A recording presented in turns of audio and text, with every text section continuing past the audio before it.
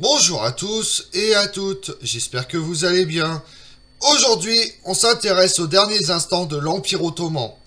Même s'il appartient au camp des vaincus de 1918, l'Empire ottoman, en comparaison aux empires allemands et austro-hongrois, existe encore de fait. L'heure de son démantèlement a pourtant sonné. Alors que les Grecs tentent de reprendre pied en Ionie, les forces mobilisées par le général Mustafa Kemal s'emparent inexorablement de l'Anatolie. Vous voulez en connaître plus sur la fin de l'Empire ottoman? Venez avec moi. L'Empire ottoman, jadis grande puissance dominant un vaste espace des portes de Vienne aux frontières marocaines, connaît une longue agonie au cours des derniers siècles de son existence. L'insurrection, puis l'indépendance grecque de 1821-1829, les guerres avec la Russie et la montée en puissance des Habsbourg réduisent drastiquement sa présence en Europe et dans le Caucase.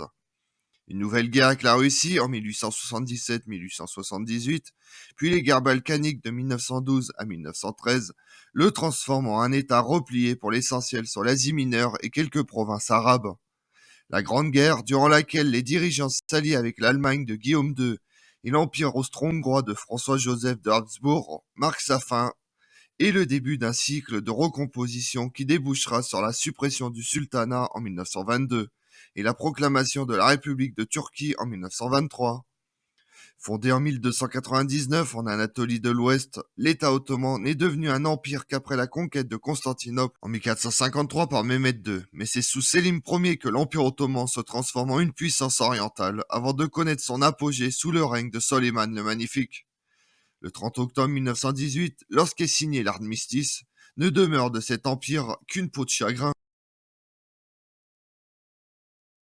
Le traité de Sèvres, conclu le 10 août 1920 à la suite de la Première Guerre mondiale entre les alliés victorieux et l'Empire ottoman.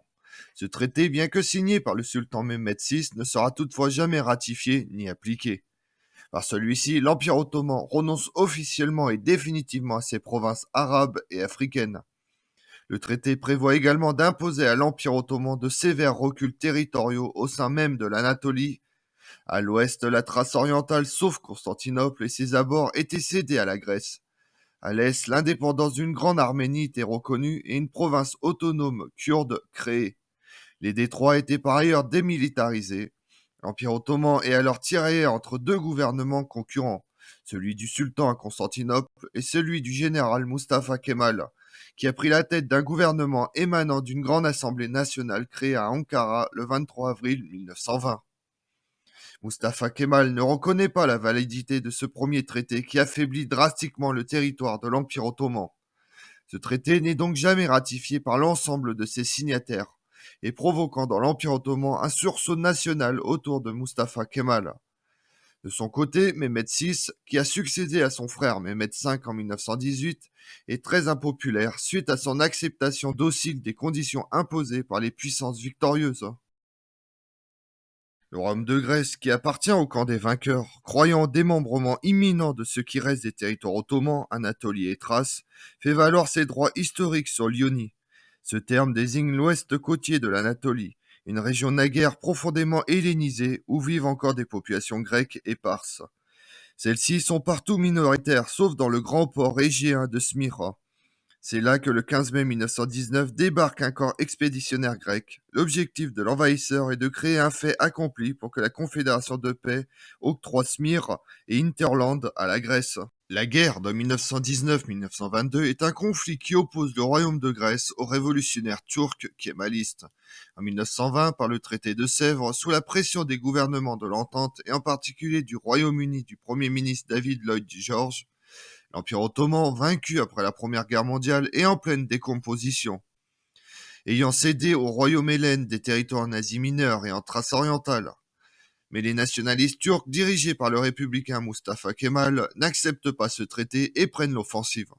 Le conflit se termine par une victoire des armées turques, ce qui rend caduc le traité de Sèvres.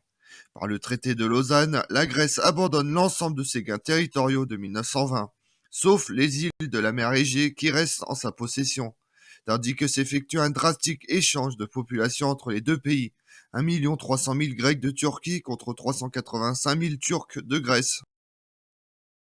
Il apparaît clairement que les Grecs ont sous-estimé la réactivité des Turcs, qui se mobilisent à l'appel du général Mustafa Kemal. tout juste arrivé en Anatolie en qualité de représentant du sultan Mehmed VI, mais qui très vite va agir pour son propre compte. Organisateur hors pair, il parvient en quelques mois à mettre sur pied une armée opérationnelle qui freine, puis à seulement quelques kilomètres d'Angora, future Ankara, devenue la capitale provisoire des nationalistes turcs, repousse le corps expéditionnaire grec lors de l'empoignade de la Sakira. Cette bataille acharnée dure du 14 août au 13 septembre 1921 et marque le coup d'arrêt définitif de la progression grecque en Anatolie.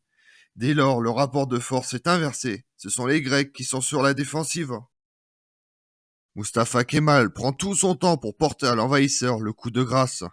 Un an après la bataille de Sakira, le 26 août 1922, il déclenche une offensive surprise et en l'espace de seulement 3 semaines, il reconquiert l'ensemble de l'Anatolie occidentale, ce qui met fin au rêve d'une ionie grecque.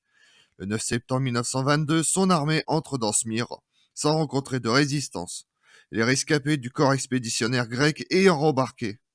C'est à ce moment que survient le drame. Smyr est alors la proie d'un gigantesque incendie qui anéantit entièrement l'ensemble des quartiers chrétiens et fait des milliers de morts, citadins et réfugiés de l'intérieur des terres. Avec cette cité bigarrée, disparaît dans les flammes ce qui reste de l'empire multiethnique qui était l'Empire ottoman. Auréolé de prestige, Mustafa Kemal doit néanmoins gérer l'existence du gouvernement du sultan à Istanbul. Mustafa Kemal vote finalement l'abolition du sultanat le 1er novembre 1922, en distinguant cette fonction du califat qui persiste jusqu'en 1924. Le sultan fuit Istanbul le 17 novembre 1922, son gouvernement ayant fait de même quelques jours plus tôt. À bord d'un navire britannique, le sultan anglais, comme l'appellent les nationalistes, se réfugie à Malte, déchu même du titre de calife avant de mourir en Ligurie en 1926. Les troupes de l'entente continuent à occuper Istanbul quelque temps encore, jusqu'au 2 octobre 1923, 3 mois après la signature du traité de Lausanne le 24 juillet, qui reconnaît la République turque. La ville n'est alors plus capitale d'un empire. Ankara devient officiellement la capitale nationale. Istanbul, occupée par les Alliés, c'est une capitale d'un vieil empire qui assiste à l'écroulement de son vieux monde, sans que tous ceux qui la peuplent n'en prennent réellement conscience. Comme on l'a vu, la Grande Guerre fut fatale au vieil empire ottoman, dont le sultan Mehmed VI n'a pas l'autorité et le prestige pour sauver les miettes. Cependant, la personne du sultan subsiste, mais il est sous domination étrangère et ne représente que peu de choses politiquement, à mesure que croît la puissance de Mustafa Kemal, laissant l'histoire impériale ottomane subsister seulement dans la nostalgie. Je vous remercie d'avoir suivi cette vidéo en ma compagnie. Si vous voulez connaître mes autres vidéos, retrouvez-moi sur ma chaîne YouTube Tout sur l'Histoire avec Damien et sur les réseaux sociaux Twitter et Instagram Histoire Damien et pensez à liker, commenter et vous abonner. Je vous remercie à tous.